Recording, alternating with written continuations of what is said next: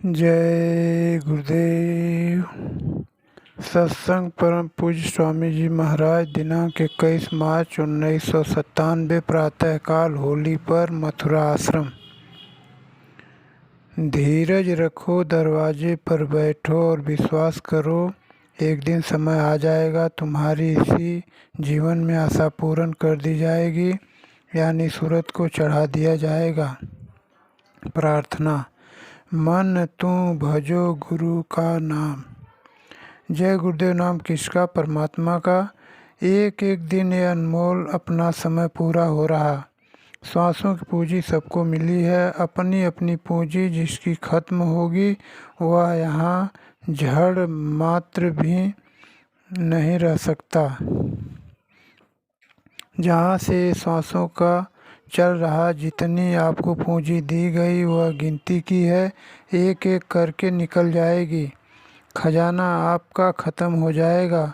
तो इस मकान से गए, इसलिए महात्मा कहते हैं कि भाई रात भी ख़त्म और दिन भी ख़त्म, न रात तुम्हारी न दिन तुम्हारा, और दोनों में सो रहे हो। रात को भी सपने और दिन को सपने हैं। यहाँ कुछ नहीं अब, क्योंकि हमको कर्मों में फंसा दिया है, तो ये भुगतान तो भोगना ही है। कर्मों का हिसाब लेना देना है। उससे छुटकारा जब ही होगा जबकि आप इसको काट दें। ये जिसका लिया दिया उसको दे दें, तब तो लेन देन से छुटकारा पा जाओगे। और नहीं तो ये कर्मों का सारा है कि उसका हिसाब देना, जन्म लेना, मरण होना। जहाँ जिसको जितना लेना देना है उतने दिन उसको दो और लो, और जब दूसरे को देना लेना है दूसरे को दो और लो। यही कितने युग और कितने जन्म बीतते चले गए, अभी तक तो पूरा हुआ नहीं, और देना लेना बकाया चढ़ा लेते हो। नया भी लेना देना है। ये कर्मों का सारा बंधन है और सांसों की पूंजी है। इसमें कुछ करना है तो कर लो।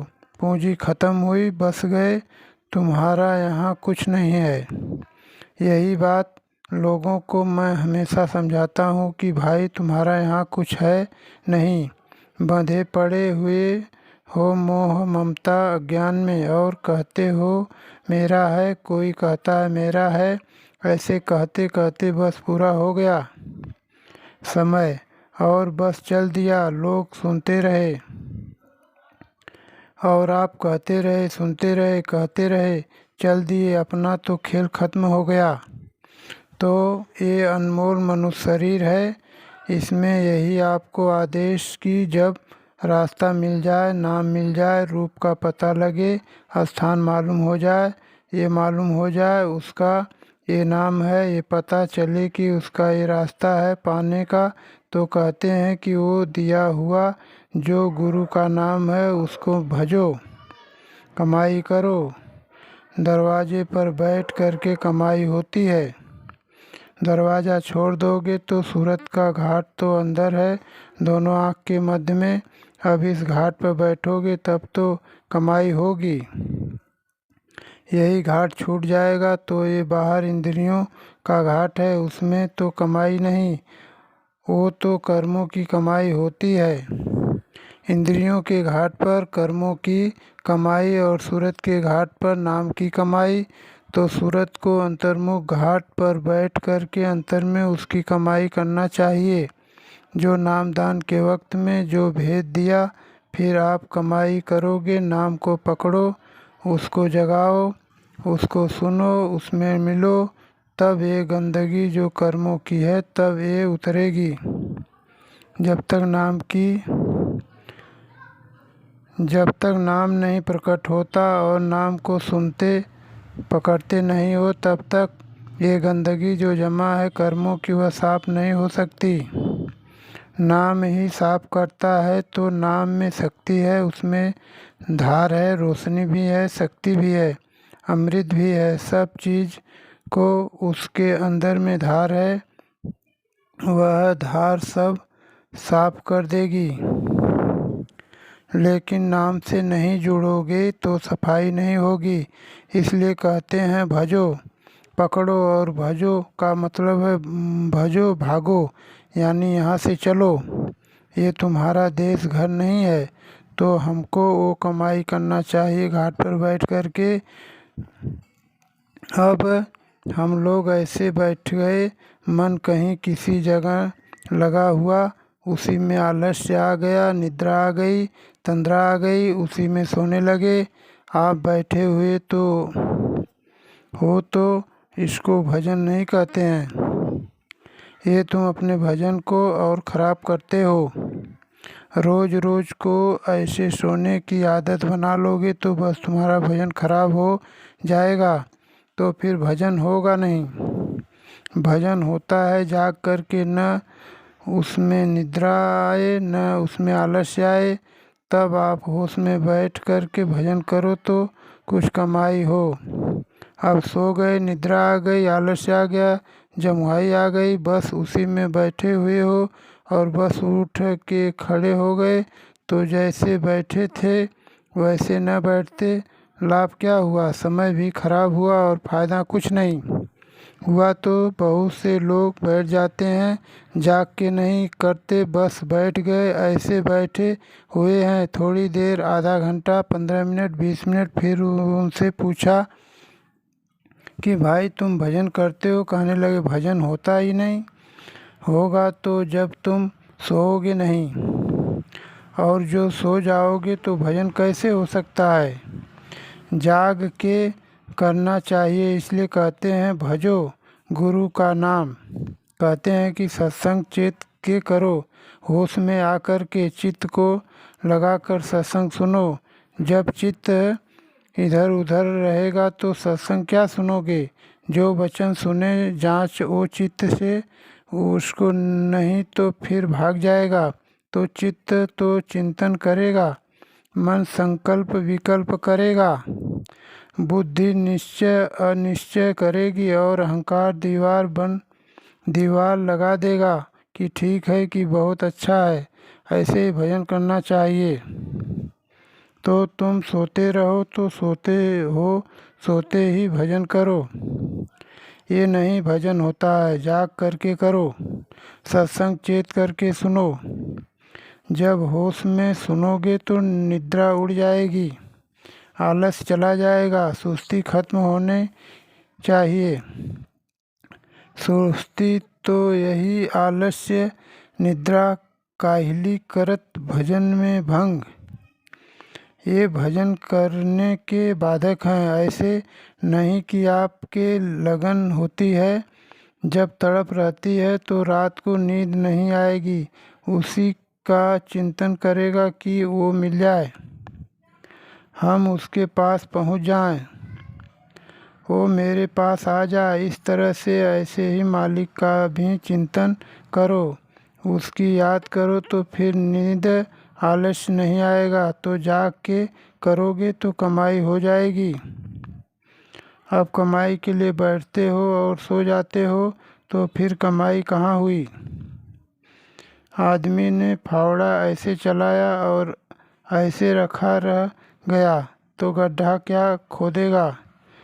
वो तो कुछ होगा नहीं। तो जाग करके चेत करके मन को, बुद्धि को, चित्त को रोक करके रखो कि कहीं जाए न, कहीं जाए उसको ले आओ। उनको आदत पड़ी हुई है जुगों जुगों की, तो उनको थोड़ा सा आदत डाल लो तो कि दरवाजे पर बैठ करके ये कमाई करो कि इसमें रस मिलेगा, आनंद मिलेगा, इसमें शक्ति मिलेगी, इसमें ज्ञान मिलेगा, कि लगन रहेगा तो सब ठीक बन जाता है। तो किस किस तरह से महात्माओं ने, उन प्रेमियों ने महात्माओं से फरियाद पुकार कैसे कैसे की? तो जाग के फरियाद पुकार की जाती है, सो करके नहीं। सोते रहो बस इसी तरह ऊपर से बनावटी पुकार करते रहो तो ऐसे सुनने वाला है वो, जो जागा हुआ है वो देख रहा, सुन रहा, समझ रहा, और हम लोग उसी आलस में निद्रा में पुकार करते हैं। तो ऐसे नहीं, दरवाजे पर जा करके पुकार करो, तब वह आवाज़ देगा और बुला देगा अपनी जगह। हम लोग होश में नहीं आते हैं, ऐसे बैठ जाते हैं, बस कहा जाता है भाई जरा सचेत हो करके बैठो तो बैठ गए। ओ कई एक ऐसे भजन तो आँख भी बंद हो कान भी बंद हो तो कान ही नहीं बंद करोगे, कपड़ा ओढ़े रहोगे ऊपर। यानी वो समझना चाहिए कि भजन किसको कहते हैं, ध्यान किसको कहते हैं, सुमिरन किसको कहते हैं। जब इसके रूप का जब आप चिंतन करोगे तो दर्शन करने की आप में तड़प पैदा होगी, तो नींद कैसे होगी कि हमको तो वो मिले। जब मिलेगा नहीं तो तब तक चैन नहीं, ऐसी तड़प होना चाहिए मिलने के लिए, हर वक्त तड़प लगी रहे कि कब दर्शन हो, कब दर्शन हो, कब उनसे मिलें, कब उनसे मिलें। क्यों देर लग रही है, इतनी देर क्यों हो रही। जब चिंता और फिक्र रहती है तो हो जाता है काम। तो अब कुछ नहीं, आलस्य बस ऐसे घेर करके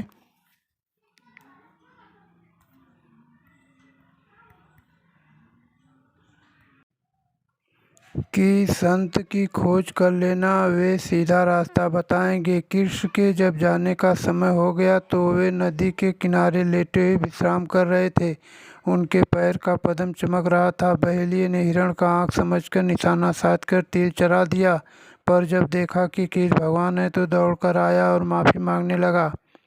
कृष्ण ने कहा, भाई तुमसे कोई गलती नहीं हुई है, क्योंकि तुमने अपना बदला ले लिया। रामा अवतार में मैंने बाली को मारा था, तुम बाली थे, तुमने अपना बदला ले लिया। मेरे जाने का समय हो गया। जब योगेश्वर कृष्ण को ही कर्मों का कर्जा देना पड़ा तो आप यह जो कुछ पाप पुण्य करोगे उससे कैसे छुटकारा पा सकते हो।